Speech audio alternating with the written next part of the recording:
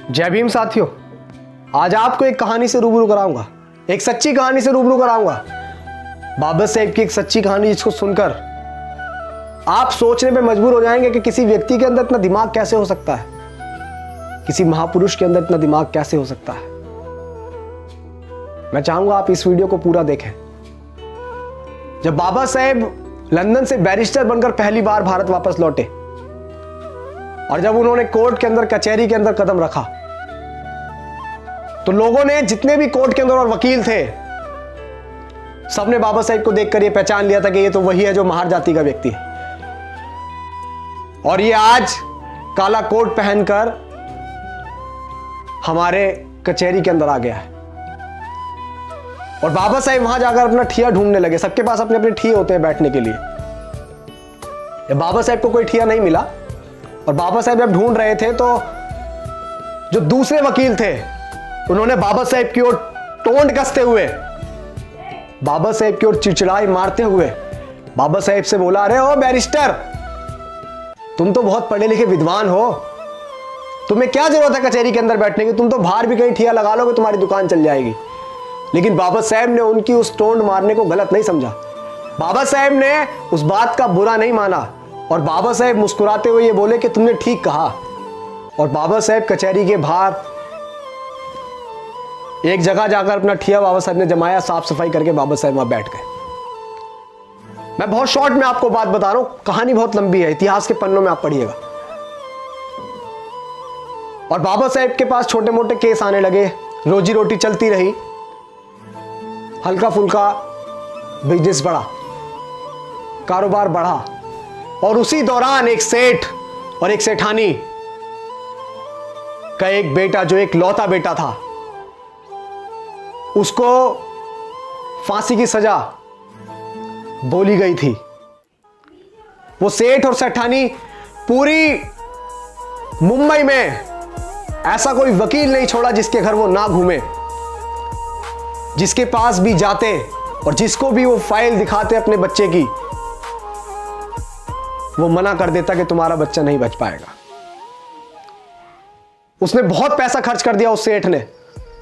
और वो सेठ ढूंढता ढूंढता ढूंढता पूरी मुंबई को खंगालता हुआ उसी कचहरी के अंदर पहुंचा जिस कचहरी के बाहर बाबा साहेब बैठे हुए थे, हमारे मसीहा डॉक्टर भीमराव अंबेडकर बैठे हुए थे।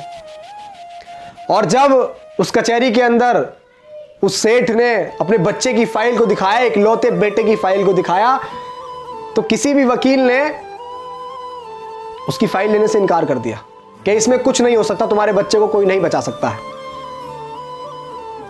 उस सेठ ने ऐसे ऐसे बड़े बड़े वकीलों को दिखाया जो कानून को अपना घर मानते थे, जो ये बोलते थे कि कानून तो हमारी मुट्ठी में है। ऐसे ऐसे वकीलों को वो फाइल दिखाई, लेकिन सबने उस फाइल को देखकर इनकार कर दिया। और उस कचहरी के अंदर जो वकील बैठे हुए थे, कुछ वकीलों ने फिर से बाबा साहेब के ऊपर टोंट कसते हुए बोला कि अरे सेठ, तुम्हारा केस तो वो लड़ेगा, वो जो बाहर बैठा हुआ है, वो महार जाति का व्यक्ति, वो बहुत विद्वान है, वो पढ़ लिख कर आया है। वो बाबा साहेब पर टोंट कस रहे थे, हमारे मसीहा पर टोंट कस रहे थे। वो हमारे मसीहा पर चिड़चिड़ाहट मार रहे थे।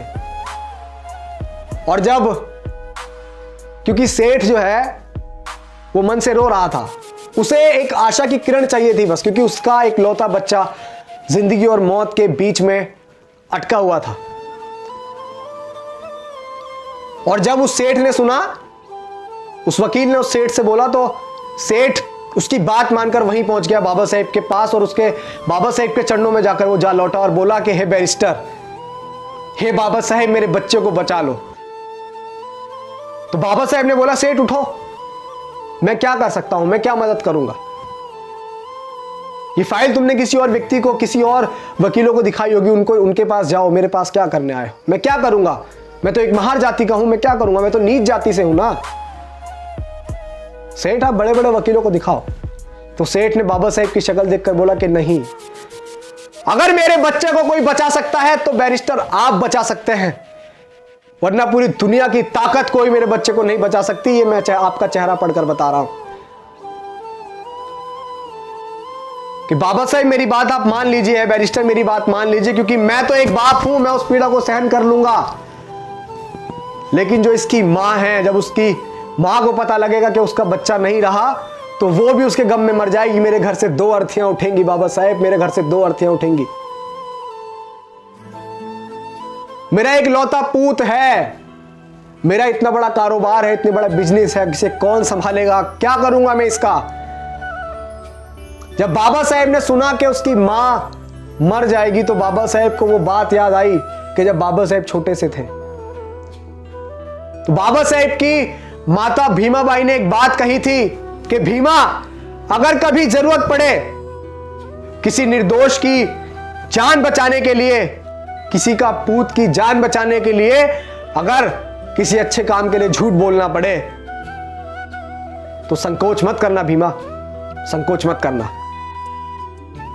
और बाबा साहेब ने फाइल देखी और बाबा साहेब ने फाइल देखकर बोला कि सेठ ये बताओ, ये फाइल तुमने अब से पहले किसी और वकील को दिखाई?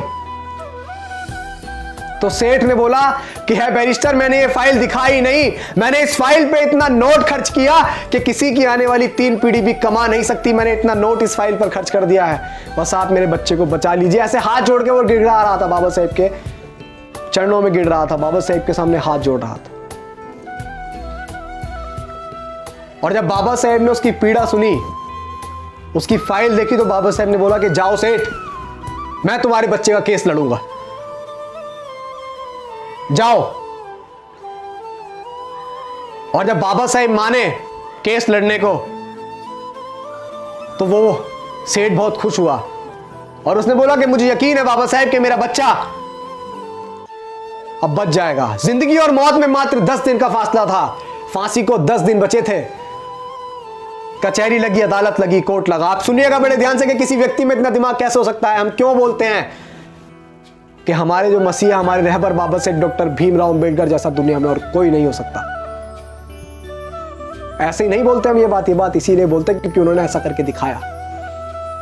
उनके दिमाग की बड़े बड़े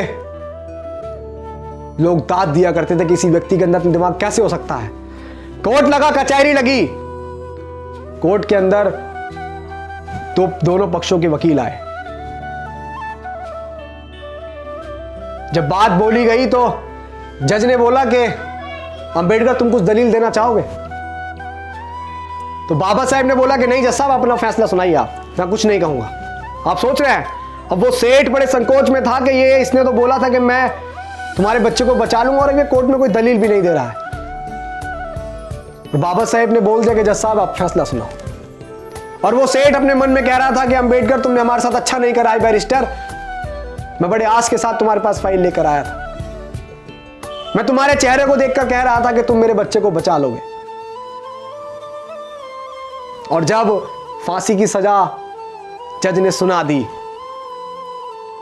और जब उसको लेकर गए, सुनिएगा बड़े गौर से और इस वीडियो को ज्यादा से ज्यादा शेयर भी कीजिएगा, जब उस लड़के को फांसी की ओर लेके गए और उसके गले में फंदा डाला ही था, तो बाबा साहब ने बोला बस जज साहब बस, आपने फांसी की सजा दी थी, आपने मौत नहीं दी थी।